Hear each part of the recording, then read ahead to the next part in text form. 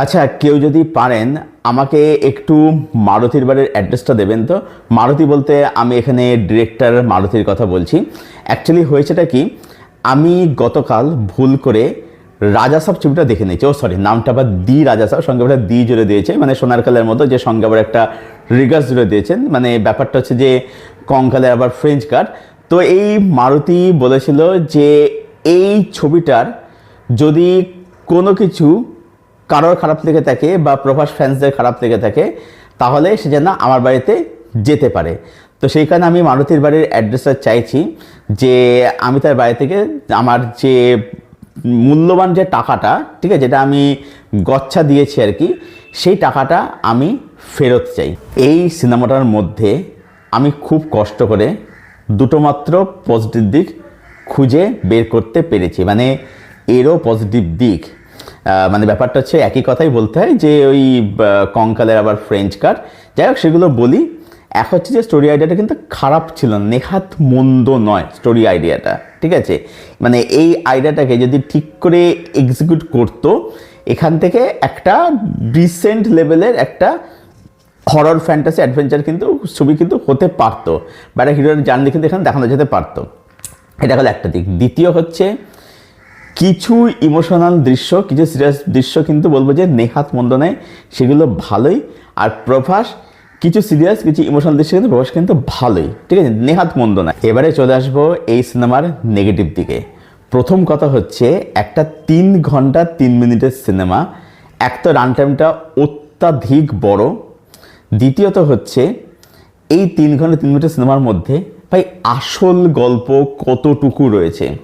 Hardly 30 minute 40 minute, তাও হয়তো না। বাদ বাকি পুরো সময় জুড়ে আননেসেসারি ক্রিঞ্জ আউটডেটেড কমেডি। এটা নাকি হরর কমেডি, এমন হরর কমেডি যে হরর দেখে আপনার ভয় পাচ্ছে না, উল্টার হাসি পাচ্ছে। কমেডি দেখে আপনার হাসি পাচ্ছে না, বরঞ্চ হরর দেখে আপনার হাসি পাচ্ছে, এমন হরর কমেডি। আচ্ছা, এবারে ধরুন মারুতি একজন মানে ওল্ড স্কুল ফিল্ম মেকার, আমি ধরে নিলাম। এবার তাহলে আমি কি এক্সপেক্ট করবো, যে ঠিক আছে চলো, যে ভালো কোনো মাস মুভমেন্ট থাকবে, একটা এন্টারটেনমেন্ট কোশেন্ট থাকবে। হ্যাঁ, সেটাও নেই, কিছুই নেই। কি আছে? 3-3টে নায়িকাকে নেওয়া হয়েছে। কেন ভাই, কেন? কি দরকার ছিল? প্রেমের ট্র্যাক, কোনো মাথামুন্ড নেই, এর সাথে প্রেমে পড়ে যাচ্ছে, ওর সাথে প্রেমে পড়ে যাচ্ছে। আচ্ছা, প্রভাসের যেখানে এন্ট্রি হচ্ছে, সেখানে দেখবেন প্রভাসের গুন্ডাকে অনেক জ্ঞান দিচ্ছে, মেয়েদেরকে সম্মান করা হচ্ছে, মেয়েদেরকে দেবীর মতো দেখা হচ্ছে। তারপরে ক্যামেরাটা কোথায় রাখা হচ্ছে? হ্যাঁ, মানে তাদের বুক, ক্লিভেজ, নাভি, পেট, থাই, কোমর, সেটাকে ক্যামেরা রাখা হচ্ছে। ভাই এইসব উমেন্স অবজেক্টিফিকেশন, এগুলো আজ থেকে 20 বছর আগে চলতো, এসব এখন চলে না। তারপর যখন তখন ভুল ভাল সময় কমেডি ঢুকে পড়ছে, সিরিয়াস জায়গাতে কমেডি হচ্ছে, ভুলভাল সময় গান ঢুকে পড়ছে। ওই কই আহা নাচে নাচে, ওই গানটা যে সময় আসে ওই গানটা ওই সময় যায়, ওই সময় গানটা যায় না। আর ভাই সঞ্জয় দত্ত, মানে সিরিয়াসলি ভেবে পায় না, এত ভালো একজন অ্যাক্টর, তাকে দেখ কিশোর রোল করানো যায়, এবং সে কিশোর রোল করছে। হ্যাঁ, এবার যারা আছে জেনারেশন তারা তাকে অতটা চিনবে, তারা জানে, যারা ভাববে যে হয়তো সঞ্জয় দত্ত এরকমই হয়তো। বাট আমি বলবো তারা যেন এই মানুষটার বাস্তব হোক, মুন্না ভাই হোক, সাজন, তারপরে হচ্ছে খলনায়ক, থানেদার, নাম, ক্ষত্রিয়, এই কাজগুলো যার জন্য দেখে। ইজ এ ব্রিলিয়েন্ট অ্যাক্টার, খুব ভালো একজন অভিনেতা। মানে আর তাকে দিয়ে এখানে কিশোর রোল করানো হচ্ছে, মানুষ হিসেবে হচ্ছে না, সেখানে আবার ভূত আর এইরকম অ্যান্টাগনিস্ট। আর আমি ভেবে পাই না যে এই রোলটা, মানে ক্যারেক্টারটা বোমানের কেন করতে গেল, এই ছবিটা কেন বোমানের সাইন করতে গেল, আমি যেটাই বুঝে পেলাম না। কি দরকার ছিল তার এখানে মানে এই কাজটা করার আর কি, সত্যি বুঝে পেলাম না আর কি, কেন সেই রোলটা করতে গেল। আর ভিএফএক্স ভাই, মানে কি বলবো, এতদিন আমরা আদিপুরুষ নিয়ে খিল্লি উড়িয়েছি, যে আদিপুরুষ ভিএফএক্স কে ছিল, মানে এ তো আদিপুরুষকে তোমার টক্কর দেবে। মানে এতদিন আদিপুরুষ নিয়ে খিল্লি হতো, এবার এটাকে নিয়েও খিল্লি হবে। মানে এর ভিএফএক্স আদিপুরুষের থেকে কোনো অংশ কম না। এগুলো কি, এগুলো ক্রিচার মিচার দেখাচ্ছে, এগুলো কি দেখাচ্ছে, ওনার কি কি ব্রহ্ম রাক্ষস না কি, হ্যান ত্যান, ঘোড়ার মাথা কি, ওগুলো কি দেখাচ্ছে ওগুলো। আর কুমির, বাপরে বাপ, মানে ভয়াবহ। এই ছবিটার নাকি আবার সেকেন্ড পার্ট আসবে। ট্রেলারের মধ্যে মনে আছে যে প্রভাস একটা সেই জোকার লুক দেখিয়েছিল, ঠিক আছে, সেটা এখানেও আছে। তো মানে ওই তেল যতটুকু ততটুকু আর কি, মানে কোনো ইম্প্যাক্ট কিছু নেই আর কি। মানে আমি সেটাই ভাবছি যে এই ছবিটাতে এরকম বানিয়েছে, আটার ননসেন্স বানিয়েছে এই ছবিটা, ঠিক আছে। মানে এটা সিনেমা হয়নি, সিনেমার নামেটা হয়নি, এটা কোনো সিনেমাই হয়নি, এটা জাস্ট কিছুই হয়নি।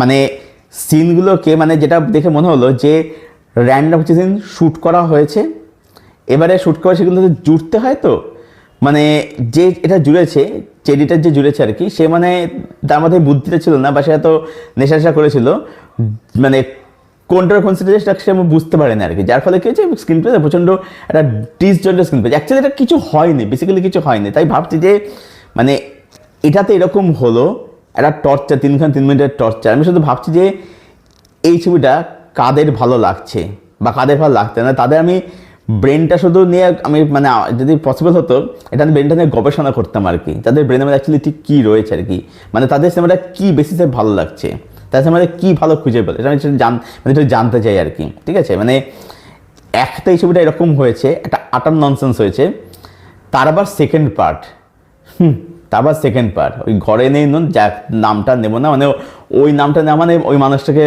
মানে অসম্মান করা আর কি, সে নামটাও নেবো না আর কি, ঠিক আছে। অ্যাবসলিউটলি একটা আটার ননসেন্স সিনেমা আছে। আর রেটিং ভাই কী রেটিং দেবো, আচ্ছা চলুন 10-এ 2 দিচ্ছি না, এটা দেখে আবার ভিক্টিসেন ভাববেন না, আমি এটা 2 দেখাচ্ছি আর কি। অ্যাকচুয়ালি ওই যেহেতু ভালো দিক বললাম, পজিটিভ দিক বললাম, ওই জন্য 10-এ 2 দিলাম। এই ছিল আমার রিভিউ দি রাজা সাব সিনেমাটাকে নিয়ে। হ্যাঁ মানে সত্যি নামের সাথে দিটা যায়, কারণ এরকম ছবি মানে একবারই বানানো সম্ভব, একবারই বানানো যায়, মানে এরকম আটার ননসেন্স সিনেমা আর কি। যাই হোক, তো যারা দেখেননি, যাদের দেখার খুব ইচ্ছা ছিল বা রয়েছে, ঠিক আছে, তারা দেখলে নিজের রিস্কে দেখবেন। হ্যাঁ, দেখে জানাবেন কমেন্ট করে কীরকম লাগলো। আর যদি কেউ দেখে থাকেন, মানে যারা যদি কেউ এই ভুলটা করে থাকেন, তারা কমেন্ট করে জানাবেন যে আপনাদের ছবিটা কীরকম লেগেছে। আর আমার এই ভিডিওটা যদি আপনাদের ভালো লেগে থাকে, ভিডিওটাকে প্লিজ লাইক করে দেবেন, শেয়ার করে দেবেন, চ্যানেলটাকে অবশ্যই সাবস্ক্রাইব করে দেবেন। আর কমেন্ট উত্তর দেওয়ার জন্য আমি তো রয়েছি। তো চলুন ভিডিও এখানে শেষ করছি, দেখা হচ্ছে আপনাদের সঙ্গে পরের কোনো ভিডিওতে। টিল দেন সবাই খুব ভালো থাকুন, সুস্থ থাকুন, ভালো ভালো কন্টেন্ট দেখতে থাকুন।